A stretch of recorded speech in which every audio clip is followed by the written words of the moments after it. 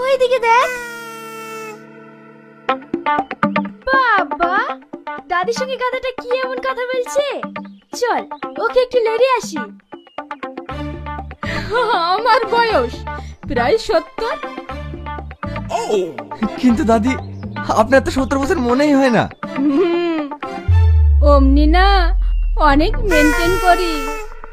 এক সময় আমার অনেক বাজার ছিল। তোমার দাদু আমাকে তো প্রথম দেখেই পাগল হয়ে গিয়েছিল।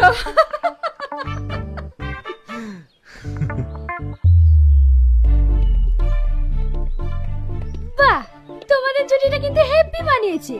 দাদা মরে গিয়েছে তো কি হয়েছে? তুমি নতুন করে আবার একটা বয়ফ্রেন্ড পেয়েছো। তোদের সব সময় আর কি। থাক থাক, তোমাদেরকে ডিস্টার্ব করছি না। মা খেতে ডাকলো, চলো খেয়ে আসো গা।